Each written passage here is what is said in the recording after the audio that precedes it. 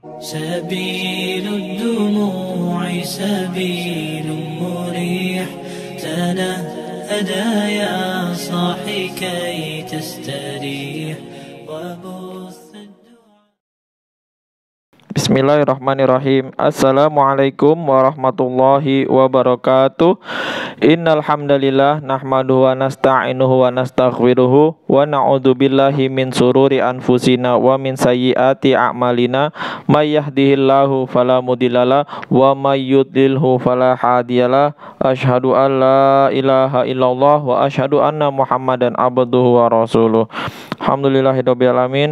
Pada kesempatan kali ini Al-Fakir akan melanjutkan pembacaan kitab Fadilah Amal di bab kitab kisah-kisah sahabat, bab yang kedua, perasaan takut kepada Allah Subhanahu wa Ta'ala, di sub pembahasan yang nomor kisah perjalanan ke Tabuk melewati perkampungan kaum Samud. Perang Tabuk adalah peperangan yang sangat masyhur. Inilah perang terakhir yang dipimpin oleh baginda Rasulullah Shallallahu Alaihi Wasallam. Suatu ketika sampailah berita kepada baginda Nabi Shallallahu Alaihi Wasallam bahwa Raja Romawi akan menyerang Madinah Munawwarah dengan bala tentara yang besar melalui Syam. Menyongsong berita itu, pada hari Kamis tanggal 5 bulan Rajab tahun ke-9 Hijriah, beliau berangkat dari Madinah untuk menghadapi mereka. Ketika itu, cuaca sangat panas dan jumlah musuh pun sangat besar. Baginda Nabi Shallallahu Alaihi Wasallam mengumumkan kepada pasukan muslimin secara terang-terangan bahwa mereka akan berangkat untuk menghadapi Raja Romawi. Hal ini dimaksudkan agar pasukan muslimin mempersiapkan diri sebaik mungkin. Dan juga pada saat itu beliau sendiri secara langsung menggalakkan infak kepada kaum muslimin.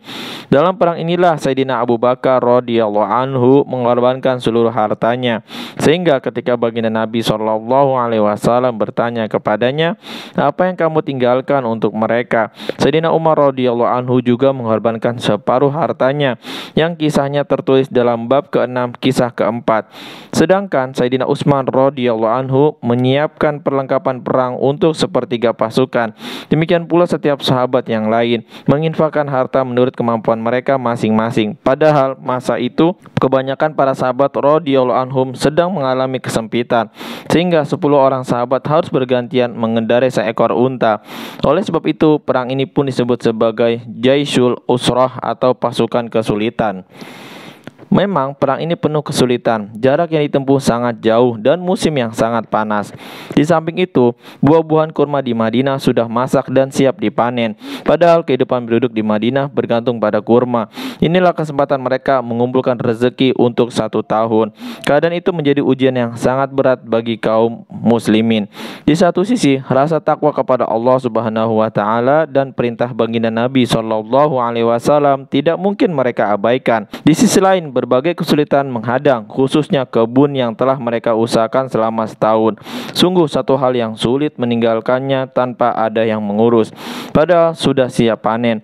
Namun karena ketakwaan mereka kepada Allah Subhanahu wa Ta'ala mengalahkan segalanya, mereka segera menyambut seruan baginda Nabi Shallallahu Alaihi Wasallam. Sehingga yang tinggal di Madinah hanyalah kaum munafik, orang-orang uzur, wanita, dan anak-anak. Ada sebagian sahabat yang tidak dapat meninggalkan Madinah karena tidak ada kendaraan yang dapat ditunggangi. Mereka menangis menyesali keadaannya.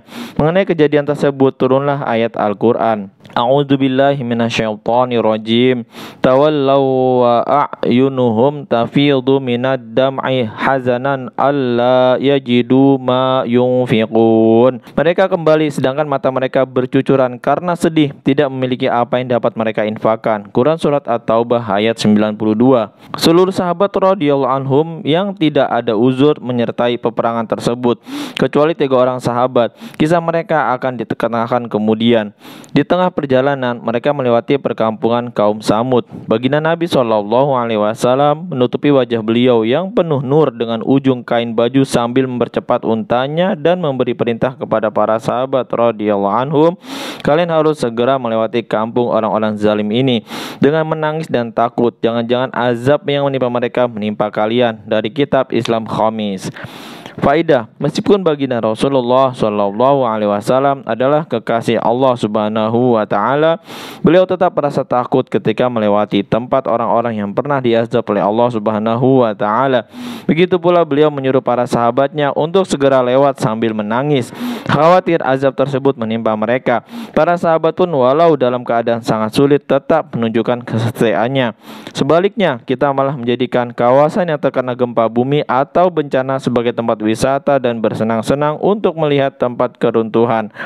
Jangankan kita menangis, berpikir untuk menangis pun tidak terlintas dalam hati. Masya Allah, nauzubillah min zalik. Baru saja kita memperdengarkan kisah perjalanan ke Tabuk melewati perkampungan kaum Samud. Mudah-mudahan kita bisa ambil hikmah, bisa mengamalkan dan sampaikan kepada saudara-saudara kita yang lain. Subhanakallahumma wa bihamdika asyhadu alla ilaha illa anta astaghfiruka wa atubu ilaik. Wassalamualaikum warahmatullahi wabarakatuh. سبيل الدموع سبيل مريح تنهدى يا صاحي كي تستريح وبث